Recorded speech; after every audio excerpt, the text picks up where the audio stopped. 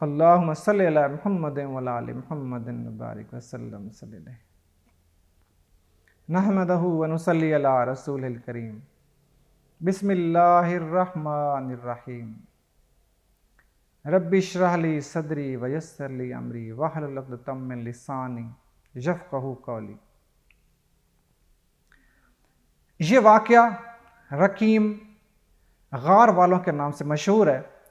تو اس کے اندر یہ بیان کیا گیا ہے، حدیث پاک کا میں یہ آیا ہے، مفہوم ہے ان کا، کہ بنی اسرائیل کے 3 آدمی تھے، اور وہ 3 آدمی جو ہے نا کسی وجہ سے جا رہے تھے اور اچانک بارش اس طرح سے شروع ہوئی، ان کو ضرورت محسوس ہوئی کہ ہم غار کے اندر پناہ لیں۔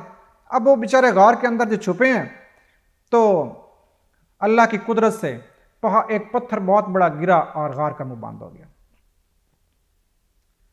جب غار کا منہ بند ہو گیا تو تینوں نے مشورہ کیا کہ اس طرح سے کرتے ہیں کہ ہم اپنے اچھے اعمال اللہ تعالیٰ کے سامنے رکھتے ہیں اور ان کے وسیلے سے یہ اللہ سے مانگتے ہیں کہ ہمیں نجات دی جائے۔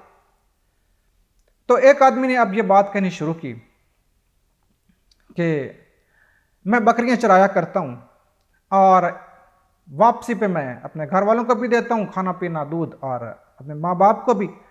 تو ایک دن چراتے چراتے جو نا مجھے دیر ہو گئی اور میں واپس آیا، اسی طرح سب سے پہلے میں نے اپنے کوشش کی کہ اپنے ماں باپ کو دوں، دودھ دوہا، اور دودھ دوہ کر میں اپنے ماں باپ کے پاس پہنچا۔ وہ سوئے ہوئے تھے، میں ان کے پاس ہی بیٹھ گیا کہ میں اگر نیند چلا جاتا ہوں تو یہ خدمت نہ ہو سکے گی، میں انتظار بیٹھ رہا۔ تو ان کی آنکھ تو صبح جا کر کھلی اور اس وقت انہوں نے مجھ سے کھانا لیا، وہ دودھ لیا۔ اے اللہ تعالیٰ، اگر آپ کو میرا یہ عمل پسند ہے تو ہمیں نجات عطا فرما۔ تو یہ کہتے ہی غار کا پتھر تھوڑا سا ہٹا، مگر اتنا نہیں کہ وہ نکل سکے۔ دوسرے صاحب نے یہ بات کی کہ ایک بار قحط کا زمانہ تھا، سب لوگ پریشان تھے، غلہ کھانا پینا نہیں تھا، لیکن میرے پاس کافی آسانی تھی۔ تو اس طرح سے ہوا کہ میری ایک چچا زاد بہن تھی اور میں اس پر برا ارادہ رکھتا تھا کافی عرصے سے، وہ بھی مجبور ہو گئی اور مجھ سے ضرورت کے لیے وہ آئی۔ میں نے کہا کہ میرا مطلب پورا کر دو، بدکاری کریں گے اور آپ کو جو چاہیے وہ مل جائے گا۔ وہ اتنی مجبور تھی کہ وہ مان گئی۔ جب وہ مان گئی تو یہاں تک کہ میں نے 70 کھول دیا اور بدکاری کرنے ہی لگا تھا ابھی کہ اس نے وہ خوف سے کپ کپانے لگی اور کہنے لگی کہ میں یہ ڈر کی وجہ سے کپ کپا رہی ہوں۔ تو میں نے سوچا کہ وہ بھوک پیاس اور اتنی مجبوری کی حالت میں اللہ تعالیٰ سے اتنا ڈر رہی ہے، اور اللہ نے مجھے تو اتنی فراوانی عطا کی ہے۔ اس بات سے مجھے بھی اتنا خوف ہوا کہ میں نے اس سے کہا کہ آپ چلی جاؤ، اور اسے جو ضرورت تھی وہ بھی میں نے اسے دے دی۔ یا اللہ، میں نے یہ صرف تیری خوف کی وجہ سے کیا تھا، اگر آپ کو پسند ہے تو ہمیں نجات عطا فرما۔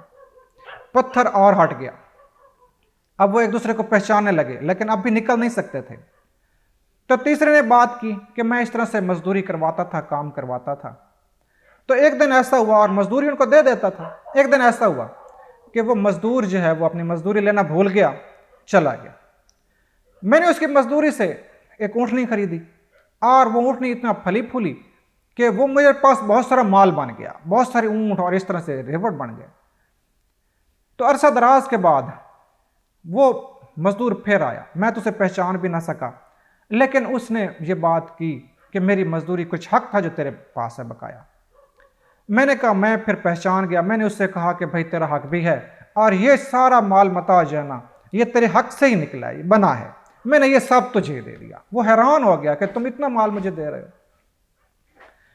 تو یہ کہہ کر میں نے اسے سارا دے دیا، وہ خوش ہوا۔ یا اللہ تعالیٰ، اگر آپ کو میرا یہ عمل پسند ہے تو ہمیں نجات عطا فرما۔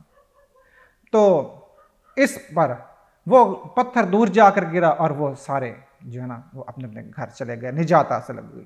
تو اس واقعے میں ہمیں اللہ تعالیٰ سے یہ ملتا ہے سبق کہ ہم اچھے اعمال کریں، اللہ سے ڈریں بھی، دوسرے کی ایمانداری کریں، اور اس طرح والدین اور سارے اپنے عزیز و اقارب جو قربا ہے، جو صلہ رحمی ہے، وہ اختیار کرنے والے بن جائیں۔ تو جب ہم بندوں پر رحم کریں گے، اللہ تعالیٰ ہم پر رحم کرے گا۔ اللہ تعالیٰ ہمیں عمل کرنے کی توفیق عطا فرمائے۔ السلام علیکم۔